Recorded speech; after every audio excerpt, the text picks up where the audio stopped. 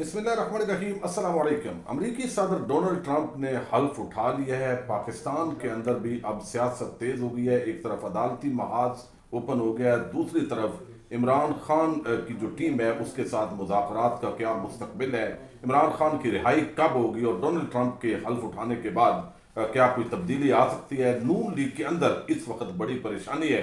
इस सारी सूरत हाल पर हम आज जो है वो बात करेंगे सदीक जान साहब से। सदीक जान साहब, ये बताइएगा कि कल डोनाल्ड ट्रंप ने हल्फ तो बाद में उठाना था, सबको पता है, लेकिन नून लीग के अंदर ऐसी परेशानी जिसमें पै दर पै प्रेस कॉन्फ्रेंसेस, और आप ये महसूस करते हैं कि डोनाल्ड ट्रंप के आने के बाद नून लीग की हुकूमत के लिए परेशानियां बढ़ गई हैं?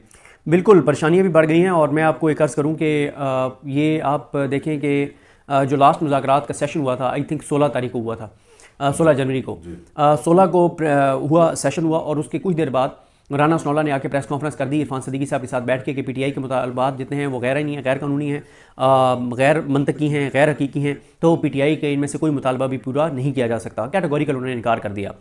और ये बड़ा हैरान कुन था कि इससे पहले यानी जब मुज़ाकरात की नशिस्त हुई तो बड़े अच्छी तरीके से प्रेस कॉन्फ्रेंस हुई, बड़े अच्छी तरीके से बातचीत हुई कि हाँ 7 दिन का टाइम है, 7 दिन में हम डिस्कस करेंगे, देखेंगे। लेकिन कुछ देर बाद उन्होंने प्रेस कॉन्फ्रेंस करके और कहा कि कोई चक्कर नहीं है, मुतालबात भाग जाओ, कोई पूरे नहीं होंगे। उसकी वजह ये थी कि वो जो खबर आई थी आर्मी चीफ की और गौहर साहब की मुलाकात की खबर जो है वो क़यामत बन के और टूटी थी नून लीग के ऊपर, क्योंकि नून लीग को पता नहीं था उस मुलाकात का।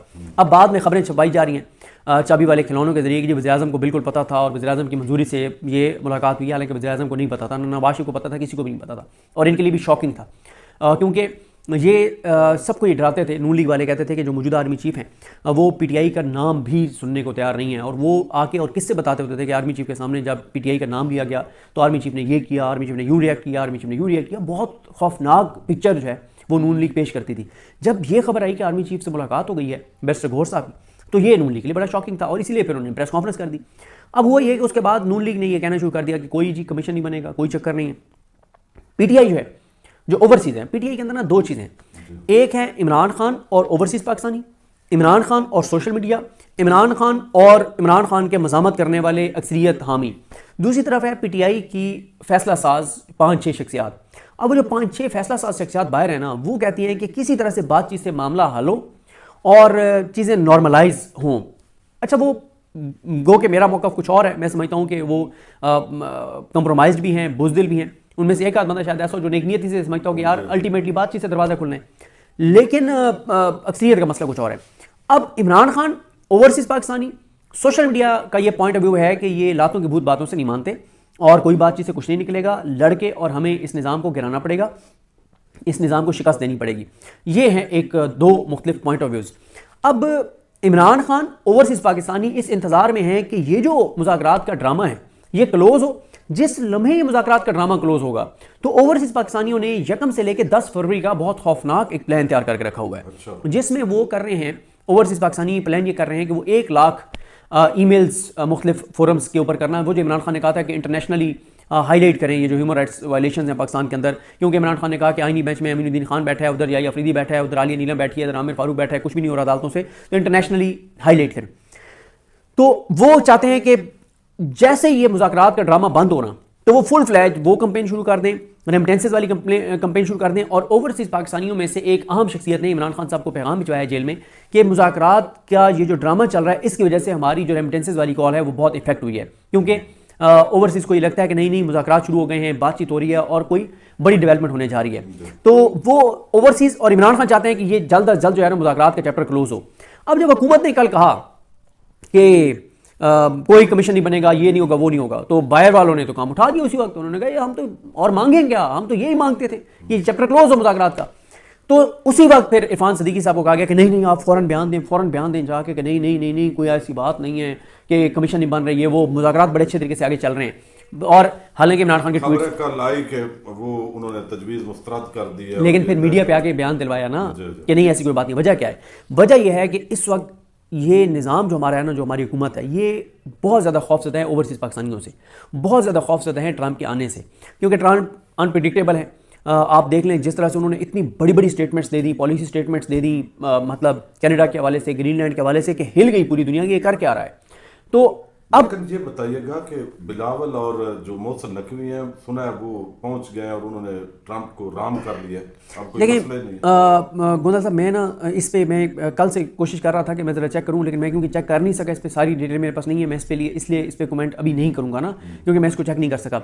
लेकिन देखें मसला क्या है, आज 21 है, कल 22 है, कल कांग्रेशनल ब्रीफिंग है अमेरिका में 26 नवंबर के ऊपर, फिर और बहुत सारी चीज़ें हैं। तो इस वक्त जो हालात और सूरत हाल हैं गोंदल साहब, वो ट्रंप के आने के बाद कुछ और यूरोपीय यूनियन का GSP plus status, IMF remittances वाली कॉल, ह्यूमन राइट्स वायलेशंस 26 नवंबर, फिर जो इमरान खान ने कहा कि इंटरनेशनली इसके ऊपर आवाज़ उठाएं, जो PTI प्लान कर रही है कि आलमी अदालत इंसाफ में 26 नवंबर वाला मामला ले जाए, ह्यूमन राइट्स वायलेशन वाला।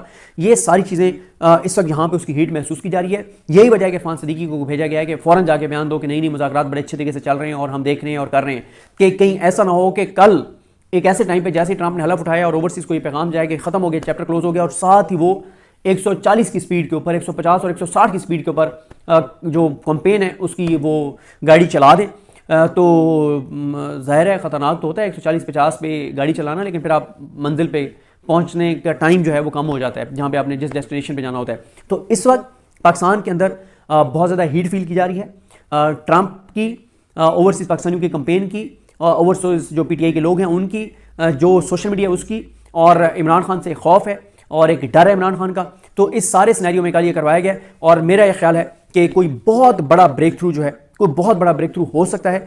लेकिन वहीं पे अब ये बात नजम सेठी ये खबर दे चुके हैं, गो के वॉरकॉस वगैरह ने मेरे ख्याल ये पहले बता दिया था, वॉरकॉस हों या बाकी कुछ हैं 2-3 लोग, उन्होंने पहले ही बता दिया था कि इन्होंने, वॉरकॉस ने बताया था, किसी ने मुझे एग्जैक्ट याद नहीं है, लेकिन किसी ने ओवरसीज से बताया था कि किसी जर्नलिस्ट ने कि इन्होंने वहाँ पे लॉबिंग फर्म्स जो हैं वो इंगेज की हैं। तो अब ये बात नजम सेठी ने, यानी आप तो पता है वो इस वक्त पाकिस्तान और पाकिस्तान के इदारों के कितने क्लोज हैं, शरीफ ख़ानदान के, मियां नवाज शरीफ के कितने क्लोज हैं, उन्होंने इस बात की तस्दीक कर दी है कि एक PR फर्म और एक लॉबिंग फर्म की पाकिस्तान ने सर्विसेज हासिल की हैं ट्रंप के साथ मामला तय करने के लिए, चीज़ें अपनी बेहतर बनाने के लिए, और पाकिस्तान की गरीब कौम के अरबों खरबों अब ये निज़ाम अपनी ट्रंप से डील के लिए इस्तेमाल करेगा।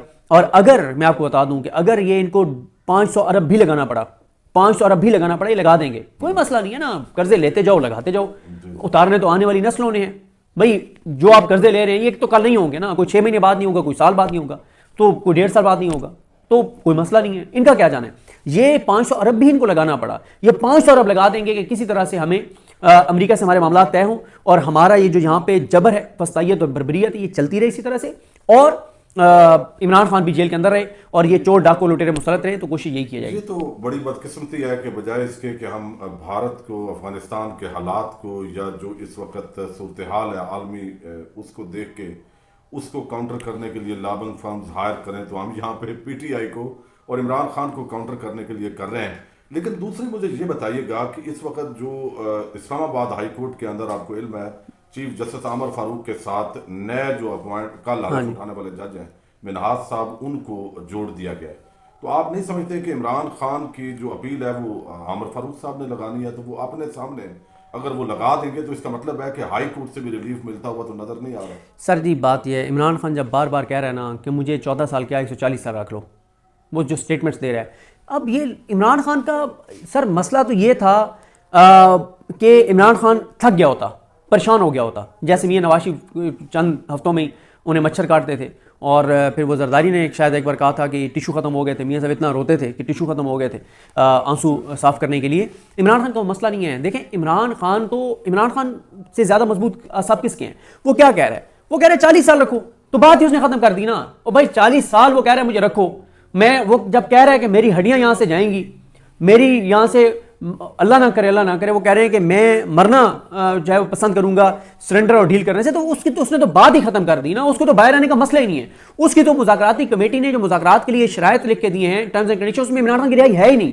खुद राना नसरुल्लाह ने यह बात इतराफ़ की है कि PTI ने आकर कहा है कि इमरान खान ने कहा है कि पहले हमारे कारकुनान छोड़ें, और इमरान खान ने अपनी रिहाई की बात नहीं की। अभी मैं आपको बताऊं, राना नसरुल्लाह साहब ने, मैं परसों सुन रहा था उनको, शायद जुमे वाले दिन सुन रहा था किसी प्रोग्राम में, हफ्ते वाले दिन, उन्होंने कहा कि PTI तो खुद ये कहती है कि हमें एग्जीक्यूटिव ऑर्डर के जरिए इमरान खान की रिहाई नहीं चाहिए, अदालतों के जरिए हम रिहाई चाहते हैं। तो उसने इमरान खान तो मसला ही कोई नहीं है। तो आमिर फारूक साहब बैठ जाएं, राजा इनाम अमीन मिन्हाज साहब बैठ जाएं, जस्टिस आजम खान बैठ जाएं, और भाई जिसको मर्जी बिठाना है, काजी फाइजा को ला के बिठा दें, जस्टिस मुनीर को कब्र से ला के बिठा दें, उसको इमरान खान को कोई फर्क नहीं पड़ता। मसला यह है कि जो मुल्क के अंदर हो रहा है ना, वो मसला है। जो पाकिस्तान दिन ब दिन नीचे जा रहा है वो मसला है। जो मायूसी है वो मसला है। जो यहां से डंकी लगा के लोग जा रहे हैं, समंदर बुर्द हो रहे हैं, वो मसला है। मसाइल तो ये हैं आपके पास। बताइएगा कि आर्मी चीफ के साथ जो बैरिस्टर गौहर अली अमीन गंडापुर की मुलाकात हुई है, अब रोज उसकी वजाहतें कभी अंसार अब्बासी, कभी मुनीफ फारूक उन्होंने दी कि नहीं, ये राह चलते ही उन्होंने कहा कि जरा बात सुनिएगा, पहले से तय नहीं था। आपका एनालिसिस या खबर इस बारे में क्या है? सर बात यह है, जब इमरान खान की हुकूमत जा रही थी ना, तो हम भी इदारे के बहुत करीब थे। उस वक्त 10 साल का प्लान सुनाते होते। ठीक है, बात यह है कि हमें भी पता है कि हमें कहाँ कहाँ हमारी मुलाकातें और हमें कहा गया कि इमरान खान कहीं नहीं जा रहा। कहाँ हमें कहा जाता था कि यार ये जो बातें होती हैं कि तब्दीली नज़र नहीं आ रही है, तब्दीली आपको 2027 में आना शुरू होगी। क्योंकि मुल्क इमरान खान को तबाल मिला है, तो इमरान खान को पहली टर्म भी लगेगी, दूसरी टर्म में भी जाके 2027 में कोई तब्दीली ग्राउंड पे नजर आएगी, आपको क्या आना शुरू होगी। इतना बदहाल पाकिस्तान उसको मिला है, तो कोई मसला ही है। इमरान खान कहीं नहीं जा रहा है, ऐसी की तैसी ये चोर डाकू लुटेरे और ये गद्दार और ये मुल्क दुश्मन और इनको हम लेके आएंगे, सवाल ही पैदा नहीं होता। गालियां दी जाती थी, फिर क्या हुआ? तो मुलाकात सर हम तो तजर्बे की बुनियाद पे कह रहे हैं। ठीक है। अच्छा, सिर्फ आखिर में बताइएगा कि जस्टिस मंसूर अली शाह और जस्टिस अकील अब्बासी साहब, उन्होंने आज तो इन्हें अदालत केस की समाअत की, फुल कोर्ट की भी बात हुई, तो इसका चूंकि दूसरी तरफ चीफ जस्टिस या अफरीदी, जस्टिस अमीनुद्दीन तो इस वक्त वो कहते हैं ना, अंधों में काना राजा या अल्फाज कौन से इस्तेमाल करने चाहिए, तो अंधेर नगरी मची हुई है। तो इसका कोई इफेक्ट होता आपको नजर आ रहा है जो जैसे मंसूर? सर इसका सबसे बड़ा इफेक्ट ये है कि मंसूर अली शाह साहब ने ना एक नकाब पोश के मुंह से ना नकाब वो क्या कहते हैं नोच लिया है नकाब। वो जो एक चेहरा छुपाए बैठा था ना एक शख्स, और वो चेहरा छुपा के बैठा था और बड़ी वो एक तासुर दे रहा था कि वो बड़ा अपराइट है और बड़ा वो आइन पसंद है और बड़ा वो हलफ पे चलने वाला। उन्होंने कुछ भी नहीं किया, सिर्फ उन्होंने ये किया है कि उन्होंने घूंघट जैसे उठाते हैं ना, उन्होंने उसके चेहरे से यूं नकाब उठा के और यूं इशारा किया लोगों को कि ये है इसका असल चेहरा। वो मंसूर इशारे कर दिए। जी बहुत शुक्रिया सिद्दीक जान। नाज़रीन अपने फीडबैक से ज़रूर आगाह कीजिएगा। अल्लाह हाफिज़।